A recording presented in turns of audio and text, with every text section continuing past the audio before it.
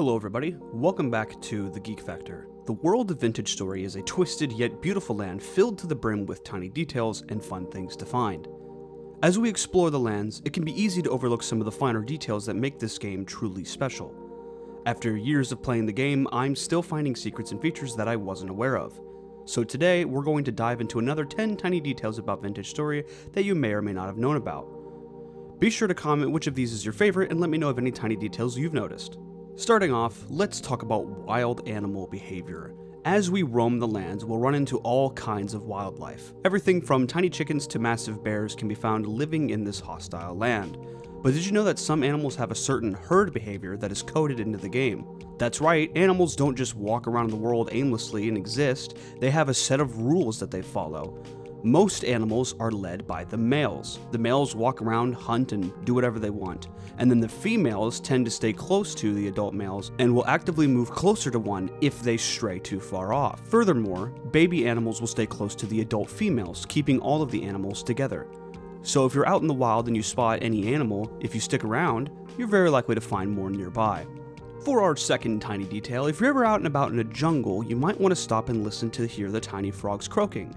But if you look close enough, you'll not just hear the tiny frogs, but you'll see them as well. These little guys hop around and make sounds for you to enjoy. Next time you're in a humid, warm climate, maybe stop and take a look at these little guys having fun. Coming in at number 3, there are tons of pieces of clothing that can be crafted or found in ruins. These clothing pieces are usually purely for decoration, but some offer warmth for players. As a tailor, you can craft tons of clothes for you to wear or for other players. However, something you may not have noticed is that there are tons of pieces of clothes that offer little lore tags on them. These lore tags give us a small glimpse of the history of this world and the plague that wiped out the world's population. There are a few of these that I find particularly interesting. Let's take a look. Messenger trousers. They carried a simple message and they were hated and feared for it. These sound like the pants of people who would warn cities and towns of the plague coming their way. They would bring the news of the rot spreading to different parts of the land. If you saw a messenger, it was never anything good. The fur coat. Given time and the Phoxian creations, travelers from very distant lands began to appear across the kingdoms. Amongst their number were those who dwelt in the far north. This one could describe a couple of things. For those of you who don't know, the Phoxian creations being spoken of here are referring to this kind of advanced technology that this world had prior to the rot. It seems that as the rot spread, people came from all lands to take refuge with Jonas Falks, the creator of the aforementioned Falks creation. These creations were everything from robots to help with daily tasks and simple night vision goggles. Truly, these were advanced times. The merchant hat. When the time came to retreat underground, the Hansa refused. They dropped off their last cargo, then lifted their ramps and set sail into an increasingly dark sea. This seems to be describing a group of merchants who, as the rot spread across the surface, refused to go underground with the last remaining humans and instead chose to set sail across the ocean to hope to find new lands. Whether or not they found the new land is unknown, but I don't really have my hopes up for them. Moving on from clothing here at number 4, we're going to journey to one of the game's story locations, the lazarette. A lazarette, for any of you who don't know, is a quarantine area. The word, as far as I can tell, comes from France, which will be of particular note in just a bit. The lazarette is how we come to know of a man named Tobias who was inflicted with the rot but somehow managed to survive. Through this, we get the location of a semi-nearby village. However, while down here, we can find tons of markings on the walls. Most of these markings are tally marks, likely meant to count the days that passed since being locked inside, but some are also drawings. Around the lazarette, there are 6 unique messages etched into the walls that seem to be some of the final words of the people who were trapped down here as the rot consumed the world, and we're going to read them all. Number 1. Elaine. Elaine, the court palatine's son, found his way here after being accosted by a vagrant in the holds. The vagrant lost his arm. Elaine lost everything. This seems to be describing someone of importance, Count's son, being either forced to come here or was attacked and then fled here as he wound up in the lazarette. Elaine, the person in question, seems to have cut off the arm of the vagrant who attacked him, but has lost everything. This could be describing the fall of the many kingdoms of the world, but I'm unsure to be honest. Number 2. Demir. Finest merchant in Constantinople died here. The Venetians ground their teeth at his prices. The Florentines wept when they saw his wares. The Genoese could only laugh. May the caravans plod their easy trail across the earth again someday. Goodbye, my friends. So if there was ever any doubt that the world of Vintage Story doesn't take place on Earth, then this surely should squash that doubt. We have direct references to real-life places and merchants who traveled to and from. Number 3. Orse. I should have gone with the Hansa. I should have died with Willifred. Anything but this horrid cage. Oh God, save me.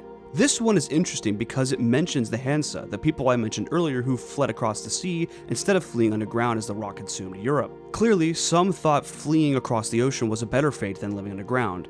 Funny enough, the name Orse, as far as I can tell, is Turkish in Oregon, so perhaps the man was Turkish but found himself here in the lazarette. Number 4. Eloise. You stand in the last home of Eloise Corbeau, one-time jewel and one-time blade of the court of France. See, this is why I mentioned France earlier. This being a lazarette, a French word, and this guy being some kind of French nobility, seems to imply that we could be in what was once France, but honestly, who knows, we could literally be anywhere in the world.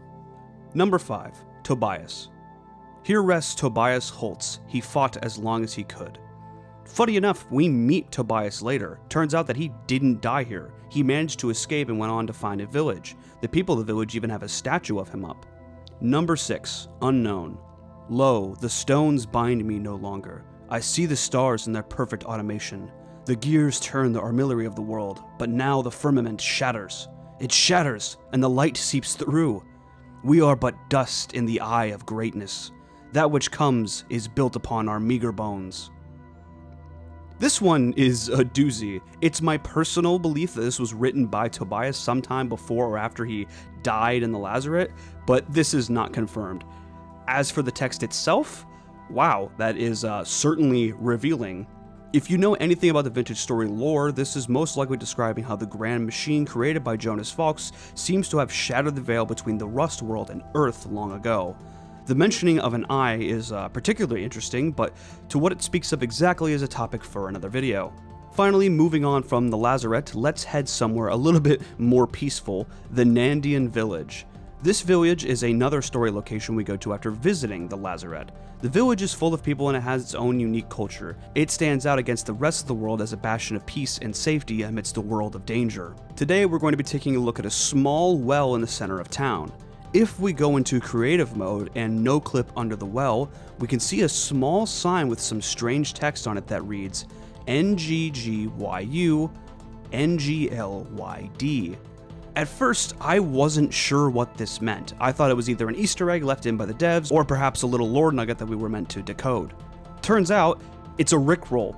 The letters NGGYU line up perfectly with the line "Never Gonna Give You Up" from Rick Astley's Never Gonna Give You Up. The second set of letters, NGLYD, stand for Never Gonna Let You Down. The developers effectively Rickrolled me, and I didn't even know it. I found this out while writing the script. I feel duped. Getting Rickrolled in 2025 is something else. Coming in at number 6, we'll stick around the Nandian village for a bit longer. If we visit the barber surgeon, we can choose from a variety of haircuts for our player character. However, if we take the time to look in the trunk the barber keeps in the bottom floor of his house, we'll find exactly 3 items inside. 2 sets of shears, 1 iron and 1 silver, and a book titled Reasons to Do Haircuts. The book seems to be some notes written by the barber himself, and they read as follows. Did not lose scissors. The scissors are right there. There's 2 scissors. My hair is long and unkept. I think little notes like this left behind by NPCs are what make the world of Vintage Story feel like it's a living world filled with real people. I found this one to be quite humorous. Moving away from the Nandian village for our spot in number 7, we have a much smaller feature. Many of you likely know that you can sit on the ground in Vintage Story by pressing the G key. Many players believe that it lowers your hunger rate, but I personally haven't seen any evidence of this at the time of writing, so it might or might not. I'm pretty sure it doesn't though. What you may not know is that if you sit on the edge of a ledge of some kind, your player character will actually dangle their legs off the edge, even swinging them back and forth a little. Normally, we sit cross-legged on the ground, but here we can see my little guy swinging his feet away without a care in the world. What a nice little detail.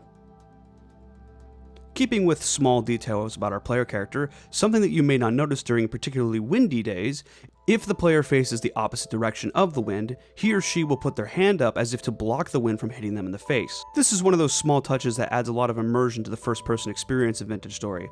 Details like this are the reasons I love this game so much. Almost at the end here with number 9, we have animals that hunt the player. You likely know that animals will hunt other animals. Wolves, bears, and foxes can all be found chasing smaller prey like rabbits or chickens. But what you may not know is that for some of these animals, that behavior applies to the player as well. Wolves and bears will actively hunt a player if they are within a certain range, and I don't just mean like chasing them down when you aggro them. According to the Vintage Story Wiki, bears and wolves will seek you out and move toward you until they are close enough to attack. This is why if you see a wolf or a bear, it's best to just get really far away. If you stick around for long enough, they might make their way towards you, and then you've got a whole other issue on your hands. As for our final tiny detail for today, we have something geological. Rarely while traveling the world, you might find hot springs on the surface. In typical Vintage Story fashion, these hot springs aren't just a random thing you can find, they have a lot more to them than you might first expect. Mainly, that is, if you find a hot spring, it means the area beneath you is very hot and filled with lava pools. So if you ever encounter a hot spring in the wild, it may be a neat place to go mining. The water, of course, is dangerously hot and will harm the player if they go in it. However, standing close to the water can raise one's body temperature if it is below normal. So if you're ever out traveling in the winter and you happen to see a hot spring, stop by to raise your body temp back up without having to light a fire. It's very, very useful. And that's just about it for today's 10 tiny details. If you enjoyed it, please give the video a like and subscribe for more Vintage Story content. Also consider checking out my Discord for my Minecraft server in the description below. We're always looking for new players to delve into our custom dungeons, learn our harder progression, and live alongside us in a world of floating islands. Anyway, thank you all so much for watching, and I'll see you guys all in the next video. Bye bye!